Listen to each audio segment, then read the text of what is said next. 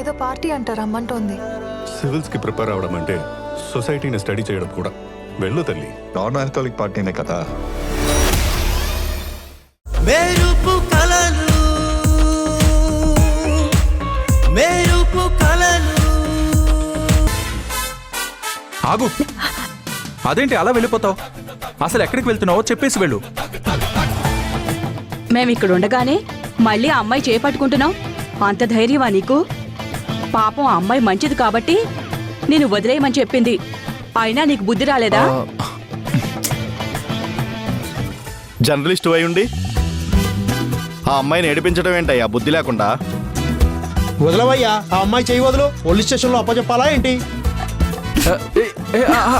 కదండి, మా మామయ్య కూతురండి. నిన్నే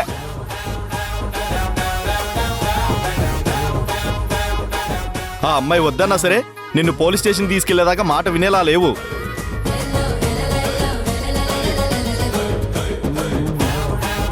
నీలాంటి వాళ్ళ వల్లే మాలాంటి మంచి మగాళ్ళకు కూడా పేరు వస్తుంది. ఈసారి ఎక్కడైనా అమ్మాయిని నేర్పిస్తే నీ తాట తీస్తాం.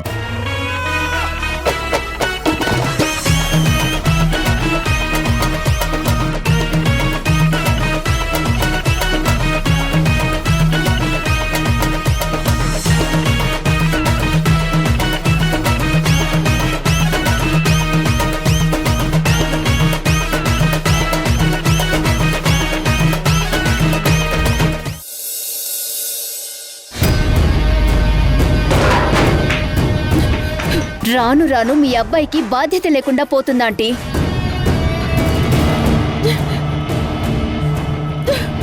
నీ తమ్ముడు మీద ప్రేమతో ఆ కుటుంబాన్ని తీసుకొచ్చి ఇంట్లో పెట్టుకున్నావు. వాళ్ళు ఇంట్లో అడుగు పెట్టిన దగ్గర నుండి ఈ ఇంటికి సమస్యలే తప్ప సుఖం లేకుండా పోయింది.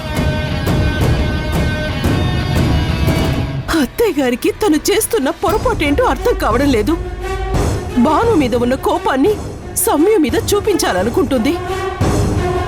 ప్రేమించిన అమ్మాయిని పెళ్లి చేసుకోకపోతే తన మనవడు కూడా జీవితాంతం బాధపడతాడు అని అర్థమే చేసుకోవట్లేదు.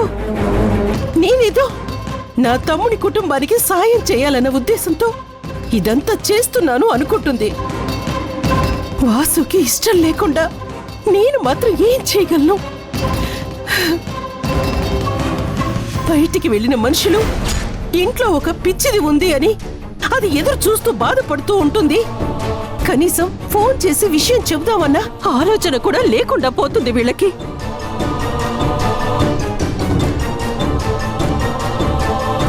అవును, వాళ్ళు ఫోన్ చేసే వరకు నేనెందుకు ఎదురు చూడాలి? నేనే ఫోన్ చేసి కనుక్కుంటే సరిపోతుంది కదా.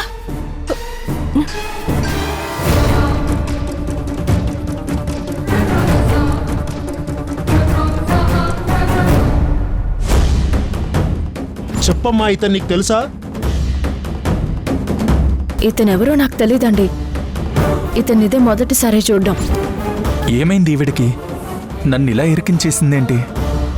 నేనెవరో తెలియదని చెప్పింది. వాళ్ళు వెళ్ళిపోయారు కాబట్టి సరిపోయింది.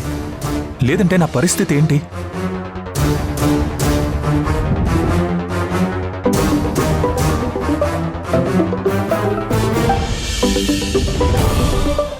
హలో అమ్మా. ఎక్కడున్నారా? ఏమైపోయారు? ఇంట్లో నుండి వెళ్ళిన వాళ్ళు వెళ్ళినట్టే ఉండిపోతే ఇంట్లో ఉన్న నాకు విషయం తెలియక ఎంత కంగారుగా ఉంటుంది. ఉదయాన్నే సంయుక్త పిలుస్తున్నా పలక్కుండా వెళ్ళిపోయింది. సంయుక్తని వెతుక్కుంటూ వెళ్ళిన నువ్వు అటే ఉండిపోయావు. అమ్మా, నేను నీకు ఫోన్ చేద్దాం అనుకున్నాను, కానీ ఏదో పనిలో ఉండి మర్చిపోయాను. నీ మేనకోడలు కనిపించింది, నువ్వేం కంగారు పడకు. ఉదయాన్నే ఎక్కడికి వెళ్ళిందంటారా వాసు? అంత ఈజీగా చెప్తే నీ మేనకోడలు ఎందుకు అవుతుందమ్మా? ఇంటికి వస్తుంది కదా, అప్పుడు నువ్వే అడుగు.